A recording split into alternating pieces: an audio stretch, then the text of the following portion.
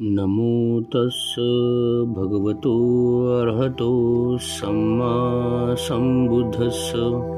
नमो तस्स भगवतो अर्हतो सम्मा सम्बुद्धस्स।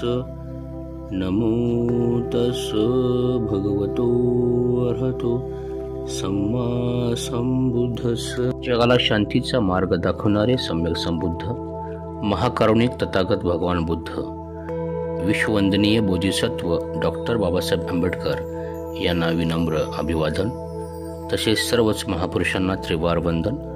दी Buddhist society of India तथा भारतीय बौद्ध महासभेचे सर्व केंद्रीय, राज्य, जिल्हा, तालुका, शहर शाखा व ग्रामशाखा सर्वच पदाधिकाऱ्यांना नमो बुद्धाय, जय भीम, जय संविधान। वर्षावास धम्मप्रवचन मालिका पुष्प 8 अनित्य, अनात्म व दुःख।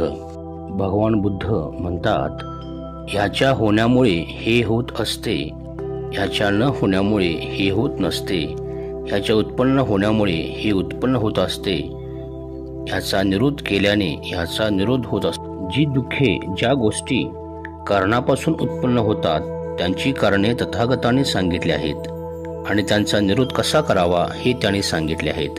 हेच महाश्रमणांचे मत आहे। अशा शब्दात अश्वजितांनी धम्म सांगितला। यावरून स्पष्ट झाले की अगदी सुरुवातीपासूनच धम्माचा पाया प्रतीत्य समुत्पादाच्या सिद्धांतावर आधारलेला होता। प्रतीत्य समुत्पाद समजण्यासाठी एक उदाहरण आपल्याला पाहता येईल। महात्मा ज्योतिबा फुले यांनी म्हटले आहे की विद्येविना मती गेली, मतीविना नीती गेली, नीतीविना गती गेली, गतीविना वित्त गेले, वित्ताविना शूद्र खचले, इतके अनर्थ एका अविद्येने केले। म्हणजेच प्रतीत्य समुत्पाद म्हणजे एका गोष्टीमुळे दुसरी गोष्ट तयार होणे, यालाच प्रतीत्य समुत्पाद असे म्हटले गेलेले आहे। अनित्य हे समजून घेताना आपल्याला पतिदान गाथेतील अनिच्छावत संगकारा उपादवय धम्मिनो उपजित्वा निरुझंती ते सन उपसमसको। म्हणजेच सर्व संस्कार अनित्य आहेत, उत्पन्न होऊन विनाश पावणे हा त्यांचा स्वभावधर्म आहे। या परिवर्तनशील संस्कारातून मुक्त होणे हेच परम सुख आहे। या गाथेमध्ये भगवान बुद्धांनी आपल्याला अनित्य हे खूप चांगल्या पद्धतीने समजून दिलेले आहे। अनित्य याचा अर्थ आहे परिव, जे नित्य नाही ते अनित्य। जगातील सर्व संस्कारित गोष्टी अनित्य आहेत। एक निर्माण सोडले तर जगातील सर्वच गोष्टी संस्कारित म्हणजेच 2 किंवा अधिक घटकांनी मिळून झालेल्या आहेत। म्हणून निर्माण सोडून जगातील सर्वच गोष्टी ह्या अनित्य आहेत। आपण जेव्हा रात्रीच्या वेळी तेलाच्या दिव्याच्या ज्योतीचे बारकाईने निरीक्षण करतो तेव्हा आपणास त्या ज्योतीच्या 5 अवस्था पाहावयास मिळतात। ज्योतीचा उदय, जन्म, वृद्धी, सातत्य, उतरती काळा आणि मृत्यू। जेव्हा आपण दिवा पेटवला तेव्हा त्या ज्योतीचा उदय म्हणजे जन्म झालेला असतो। आपण बघतो की उदय झाल्यावर ती ज्योत वाढत असते, वाढल्यावर ती ज्योत तशीच राहत असते। तेल संपत आल्यावर ती ज्योत मंदावते आणि तेल किंवा वात संपल्यावर किंवा वाऱ्याने ती ज्योत विझते। वस्तुमात्राचा उदय, वृद्धी, सातत्य, ऊर्ध्वत्व आणि मरण या अवस्था समजण्यासाठी हे ढोबळमानाने उदाहरण आहे। फार बारकाईने पाहिल्यास हे बदल म्हणजे अन्यथा भाव प्रत्येक क्षणी होत असतात असे आपल्याला दिसून येईल। आपण जेव्हा नदीच्या पाण्याच्या प्रवाहाकडे किंवा भांड्यातील उकळत्या पाण्याकडे पाहतो तेव्हा आपणास पाण्यातील हालचाल दिसते।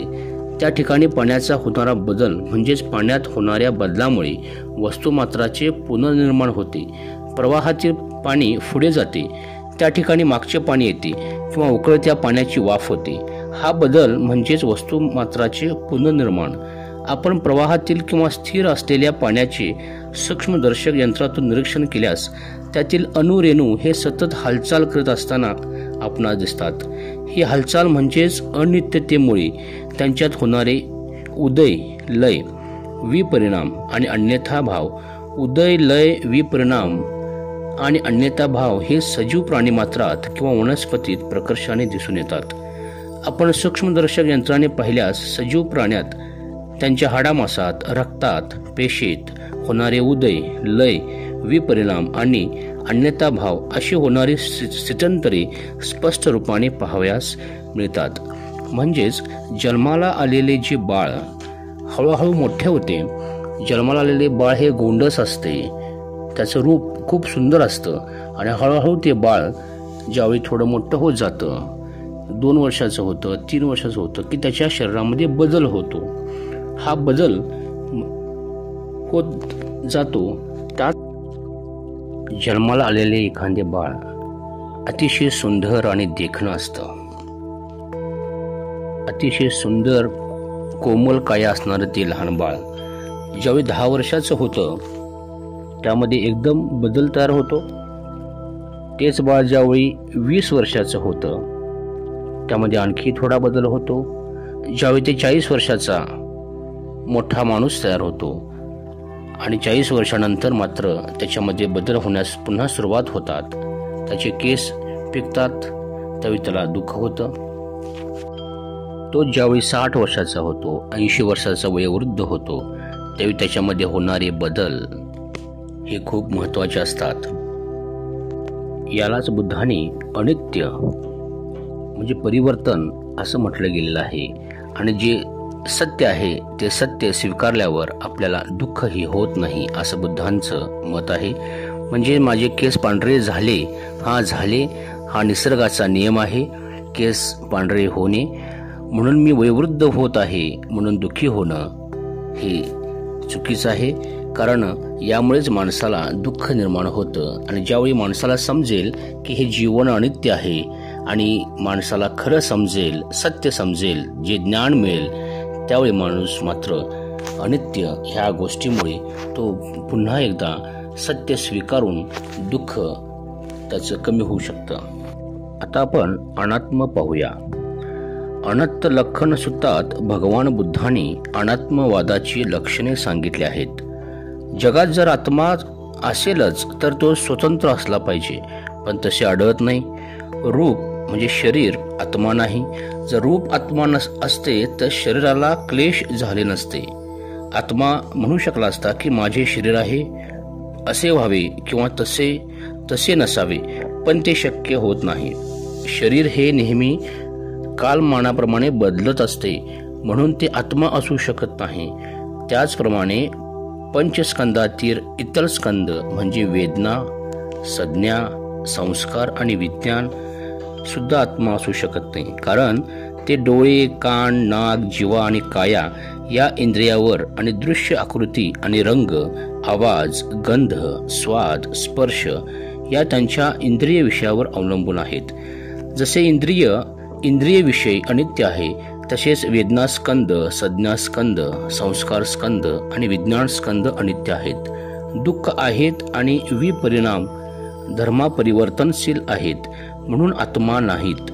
अशा तऱ्हेने विश्लेषण केल्यावर भूतकाळातील, भविष्यकाळातील किंवा वर्तमान काळातील, शरीरातील किंवा शरीराबाहेरील, स्थूल किंवा सूक्ष्म, लहान किंवा मोठी, जवळची किंवा दूरची कोणतीही गोष्ट माझी नाही, मी नाही, माझा आत्मा नाही असे समजावे. असा उपदेश केल्यावर भगवान बुद्ध म्हणतात, अशा तऱ्हेने मनुष्याला जेव्हा जाणीव होते की जगातील सर्व गोष्टी म्हणजे मी नाही, माझे नाही, माझा आत्मा नाही, तेव्हा त्या गोष्टीबद्दलची त्याची आसक्ती नष्ट होते आणि तो मुक्त होतो. आत्म्यासंबंधीच्या भ्रामकल्पनेमुळेच मनुष्य स्वतःच्या फायद्याच्या आणि दुसऱ्याच्या तोट्याच्या गोष्टी करण्यास प्रवृत्त होतो आणि त्यामुळेच सर्व प्रकारची दुःख उत्पन्न होते. दुःख रोगावर सर्वात प्रभावी औषध म्हणजे जगात शाश्वत आत्मा नाही याची जाणीव होणे. शरीरात आत्मा आहे म्हणून प्राणी जगतो की शरीराची सर्व यंत्रणा ठीकठाक आहे म्हणून प्राणी जगतो. मनुष्य 80-90% भाजला तर तो फार काळ जगत नाही. जळाल्यामुळे मनुष्य मरतो. जर शरीरातील आत्मा जळाल्याने मरत नाही, शरीरात आत्मा असून सुद्धा जळालेला मनुष्य कसा मरतो? कापल्याने आत्मा कापला जात नाही असे म्हणतात, तर मारामारीत भोकसल्याने मनुष्य कसा मरतो? उन्हाने आत्मा वाळत नाही आणि वितळण्याने वितळत नाही असे म्हणतात, तर दरवर्षी उष्माघाताने शेकडो माणसे कसे मरतात? हृदयविकारामुळे, कोलेस्ट्रॉलमुळे किंवा रक्तवाहिन्यांच्या आलेल्या रक्तांच्या गाठीमुळे रक्ताभिसरण होण्याचे थांबते आणि मनुष्य मरतो. गळा दाबल्यामुळे मनुष्य मरतो. शरीरात आत्मा असून सुद्धा मनुष्य जिवंत राहू शकत नाही. याचा अर्थ शरीरात आत्मा असल्यामुळे मनुष्य जिवंत राहतो हे शरीरशास्त्रदृष्ट्या बरोबर वाटत नाही. शरीरात आत्मा आहे म्हणून मनुष्य जिवंत राहत नसून शरीराची यंत्रणा सुरळीतपणे काम करते म्हणून मनुष्य जिवंत राहतो हेच खरे. दुसरे काही म्हणतात, ज्याप्रमाणे आपण जीर्ण वस्त्र टाकून देतो त्याप्रमाणे आत्मा जीर्ण शरीर टाकून देतो आणि नवीन शरीरात प्रवेश करतो. आपण कपडे जुने फाटके झाल्यावर टाकून देतो, नवीन चांगले कपडे टाकून देत नाही. भारतात हजारो भ्रूण हत्या होतात. नवीन जन्मलेल्या मुलींना मारून टाकले जाते. हे जे घृणास्पद कर्म केले जाते ते आत्मा जीर्ण शरीर टाकून देतो म्हणून नव्हे, तर माणसाच्या स्वार्थामुळे आणि चुकीच्या धारणेमुळे अशी अघोरी कृत्ये केली जातात. जर आत्मा जुने शरीर टाकून नवे शरीर धारण करतो तर दरवर्षी वाढणाऱ्या लोकसंख्येत कुठून आत्मा येतो? आतापर्यंतच्या विवेचनातून असे दिसून येते की आत्मवाद्याचे एकही म्हणणे आपल्या कसोटीला उतरत नाही. कधीकधी माणसाच्या मनालाच आत्मवादी आत्मा असे म्हणतात. आपण मागे पाहिले की माणसाचे मन हे अनेक सहस्त्र कोटी वेळा बदलत असते. आपले विचार बदलले की आपले मन बदलते. मन हे नित्य शाश्वत नसून अत्यंत चंचल आणि अस्थिर आहे. म्हणून मन म्हणजे नित्य, अविनाशी, शाश्वत आत्मा असू शकत नाही. बौद्ध प्रणालीमध्ये आत्म्याच्या अस्तित्वाला मानत नाही. बौद्ध अनात्मवादी आहेत. बौद्ध मताप्रमाणे ज्याला आपण सजीव प्राणी असे म्हणतो तो खरोखरच चेतनामय शक्ती आणि शारीरिक आविष्कार असतो. त्या शक्ती म्हणजेच पंचस्कंद. हे पंचस्कंद म्हणजेच रूपस्कंद, वेदनास्कंद, संज्ञास्कंद, संस्कारस्कंद आणि विज्ञानस्कंद. रूपस्कंद हे जड वस्तूचे मिळून झालेले असते. जड वस्तूत 4 महाभूतांचा समावेश झालेला असतो. ती 4 महाभूते म्हणजे पृथ्वी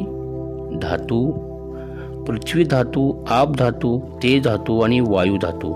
बौद्ध अभिधम्माप्रमाणे पृथ्वी धातूत विस्तार पावण्याचे गुणधर्म आहेत. खडकात असलेला कठीणपणा आणि मेणात असलेला मऊपणा इतकेच काय, पण वस्तुमात्रात असलेला वजनदारपणा आणि हलकेपणा हे सर्व गुणधर्म पृथ्वी धातू या महाभूतात असतात.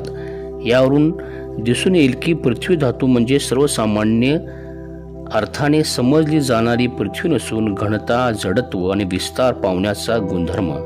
विस्तार पावण्याचा गुणधर्म फक्त धनवस्तूतच नसून तो मृदू वस्तूत आणि द्रव्य वस्तू सुद्धा आहे. म्हणून अभिधम्माप्रमाणे अथांग पसरलेल्या समुद्राला सुद्धा पृथ्वी धातू असेच म्हणतात. अभिधम्माप्रमाणे अपोधातू म्हणजे सामान्य अर्थाने समजले जाणारे पाणी नसून अपोधातू म्हणजे संलग्नता हे मूलतत्व. ह्या गुणधर्मामुळे वस्तुमात्रातील अणुरेणू इतस्त न भटकता एकत्र राहतात. द्रव्य पदार्थात संलग्नता हा गुणधर्म प्रकाशाने दिसून येतो, कारण द्रव्य पदार्थ जरी वेगळे असले तरी परत ते एकजीव होऊ शकतात. घन पदार्थांना मिळणारा आकार आपोआप या महाभूतातील संलग्नता ह्या मूलतत्वामुळेच मिळतो. त्याप्रमाणे अभिधम्माप्रमाणे तेजोधातू म्हणजे उष्णता आणि तापमानाचे मूलतत्व सर्व प्राणीमात्रातील आणि वनस्पतीतील जीवनशक्ती तेजोधातू नावाच्या महाभूतामुळे असते. वायुधातू म्हणजे गती हे मूलतत्व आहे. अभिधम्माप्रमाणे प्रत्येक वस्तू या 4 महाभूतांनी मिळून झालेली आहे. तर चेतनामय शक्ती ही वेदना, संज्ञा, संस्कार आणि विज्ञान यांनी मिळून झालेली आहे. दुःख आणि दुःख निरोध समजणे म्हणजे बुद्ध धम्म समजणे. दुःख 4 आर्य सत्य म्हणजेच बुद्ध धम्म. बुद्ध म्हणतात, भिक्खूंनो, मी तुम्हाला कोणत्या गोष्टी सांगितल्या आहेत? दुःख आहे हे मी तुम्हाला सांगितले. दुःख ज्या कारणामुळे उत्पन्न होते ते मी तुम्हाला सांगितले आहे. दुःखाचा निरोध करता येतो हे मी तुम्हाला सांगितले आहे. आणि हा दुःख किंवा हा मार्ग दुःखाचा निरोध करण्याकडे नेतो हे मी तुम्हाला सांगितले आहेत. हे सत्य मी तुम्हाला सांगितले कारण ती उपयोगी आहेत, शुद्ध जीवनासाठी आवश्यक आहेत, परंतु शांतीकडे, ज्ञानप्राप्तीकडे आणि निर्वाणाकडे नेणारे आहेत, म्हणून मी ती तुम्हाला सांगितले आहेत. धम्मचक्र प्रवर्तन सूत्रात भगवान बुद्धांनी जगातील सर्वसामान्य माणसांना भोगावी लागणारी कमी अधिक तीव्रतेची दुःखे सांगितली आहेत. त्या सूत्रात सर्वसाधारण माणसांना अनुभवावी लागणारी शारीरिक आणि मानसिक 13 प्रकारची दुःखे सांगितली आहेत. त्यापैकी पहिली 12 प्रकारची दुःखे सर्वसाधारण माणसांना समजली आहेत. 13वे दुःख या सर्व दुःखांच्या प्रकाराचा संक्षेपात सांगितलेला आहे, पण खोल गंभीर तत्वज्ञानाचा आशय असलेला प्रकार आहे. ती 13 प्रकारची दुःखे अशी आहेत. जाती म्हणजे जन्म हे दुःख आहे. जरा म्हणजे म्हातारपण हे दुःख आहे. व्याधी म्हणजे रोग आजारपण हे दुःख आहे. मरण हे दुःख आहे. शोक हे दुःख आहे. परिदेव म्हणजे विलाप किंवा आक्रोश हे दुःख आहे. तसेच शारीरिक दुःख. दोबनस्स म्हणजे मोठे दुःख, पस्तावणे, अयशस्वी होणे.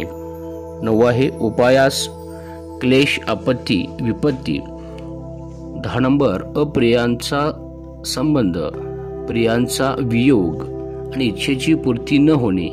आणि 5 उपादान स्कंद. धम्मचक्र प्रवर्तन सूत्रात दिलेली देशना ही भगवान बुद्धांनी पंचवग्गीय भिक्खूंना दिलेली पहिली देशना होय. भगवान बुद्धांचा धम्म हा त्या काळच्या विचारसरणीहून भिन्न होता. तो प्रवाहाच्या उलट दिशेने जाणारा होता. त्या काळाच्या मान्यतेला हादरा देणारा होता. सर्वसाधारण माणसाची विचारसरणी दैववादी किंवा देववादी होती. माणसाला दुःख का भोगावे लागते, तर त्याच्या दैवातच तसे लिहिले आहे म्हणून किंवा ते देवाचे देणे आहे म्हणून. अशा विचारसरणीने मनुष्य हतबल होतो. दैव लिखित असल्यामुळे किंवा देवाची इच्छा असल्यामुळे त्याच्या पुढे मनुष्य काय करणार अशी विचारसरणी असल्यामुळे मनुष्य दुःख सोसत होता. त्यातून बाहेर पडण्याचा मार्ग त्याला माहीत नव्हता. पण दुःख हे विधिलिखित नसते आणि देवानेही ते दिलेले नसते, तर ते कारणामुळे उत्पन्न झालेले असते.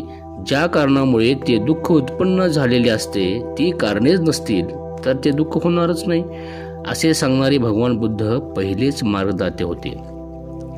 भगवान गौतम बुद्धांच्या पूर्वी कपिल महर्षींनी दुःखाच्या अस्तित्वाची दखल घेतली, पण दुःखाचा उगम कसा होतो आणि त्याचा निरोध करणे कसे शक्य आहे हे मात्र बुद्धानेच त्याचा शोध लावला.